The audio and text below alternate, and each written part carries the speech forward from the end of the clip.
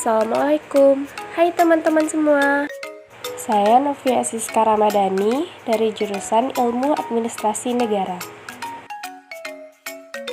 Di sini saya akan membahas mengenai pengembangan manajemen sumber daya manusia. Pengembangan sumber daya manusia memiliki pengertian sebagai kegiatan perusahaan atau organisasi yang bertujuan untuk meningkatkan kemampuan dan keterampilan dari SDM-nya dalam kurun waktu tertentu.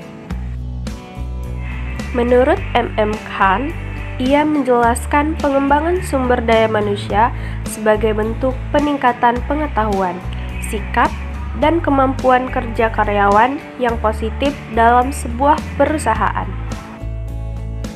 Menurut Profesor T.V. Rao, ia menjelaskan definisi pengembangan SDM sebagai proses di mana karyawan dibantu secara terus-menerus dan terencana untuk memperoleh atau mempertajam kemampuan yang diperlukan untuk melakukan berbagai fungsi yang terkait dengan peran mereka saat ini atau yang diharapkan di masa mendatang.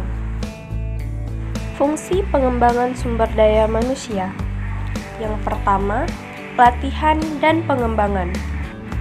Pelatihan dan pengembangan berfokus pada perubahan atau peningkatan keterampilan, pengetahuan, dan sikap karyawan atau individu. Pelatihan dan pengembangan ini biasanya melibatkan penyediaan, pengetahuan, dan keterampilan yang dibutuhkan oleh karyawan untuk melakukan tugas atau pekerjaan tertentu. Selain itu, pengembangan SDM juga berfungsi untuk memberikan pengetahuan kepada tenaga kerja agar dapat bekerja secara efisien.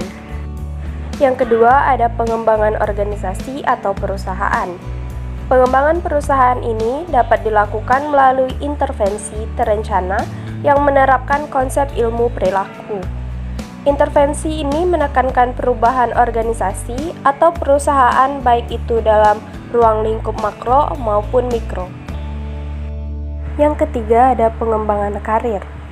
Fungsi selanjutnya dari pengembangan sumber daya manusia adalah pengembangan karir. Dalam proses pengembangan karir, kemajuan setiap karyawan terbentuk melalui serangkaian tahapan karena merupakan proses yang berkelanjutan. Proses pengembangan karir melibatkan dua proses yang berbeda, yakni perencanaan karir dan manajemen karir. Yang keempat, mendapatkan karyawan berbakat.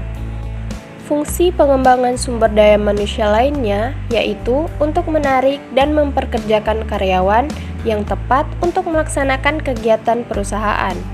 Rekrutmen dan pemilihan jenis karyawan yang tepat adalah keharusan bagi setiap perusahaan untuk mencapai tujuan, sehingga perusahaan juga harus bisa memilih software HR terbaik. Pengembangan SDM juga berfungsi untuk mencocokkan orang yang tepat dengan pekerjaan yang tepat agar mendapatkan hasil yang maksimal. Setiap karyawan ditunjuk untuk berbagai peran setelah mengevaluasi keterampilan dan kemampuan karyawan sesuai dengan tanggung jawab dan kegiatan yang dilaksanakan. Yang kelima, hubungan karyawan dan pimpinan lebih baik. Setiap organisasi pasti menginginkan hubungan yang baik di antara semua anggotanya yang beroperasi pada peran yang berbeda. Pengembangan sumber daya manusia bertujuan untuk memperkuat hubungan antara pemberi kerja dan karyawan di dalam sebuah perusahaan.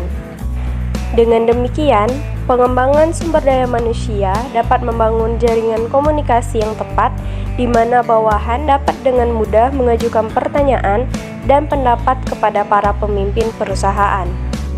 Yang keenam, mengukur kinerja dan manajemen perusahaan. Fungsi utama lainnya dari pengembangan sumber daya manusia yaitu untuk mengukur kinerja karyawan dan manajemen perusahaan. Dengan pengembangan SDM ini, memungkinkan perusahaan dapat mendeteksi berbagai masalah perusahaan dan inefisiensi kerja. Selain itu, perusahaan juga bisa meninjau kinerja karyawan dan bisa menemukan karyawan yang berkinerja buruk, seperti lewat aplikasi HRIS online. Yang terakhir ada menentukan kompensasi dan tunjangan. Pengembangan SDM juga berperan dalam menentukan jumlah tunjangan dan kompensasi yang tepat untuk karyawan. Setiap karyawan akan mendapatkan kompensasi dan tunjangan berdasarkan kualifikasi dan kinerjanya secara keseluruhan. Hal ini juga secara tidak langsung dapat meningkatkan moral dan kepercayaan diri para karyawan karena telah bekerja secara aktif dan maksimal. Bahkan ketika karyawan tersebut selesai kontrak kerjanya atau di PHK, karyawan berhak mendapatkan pesangon dari perusahaannya.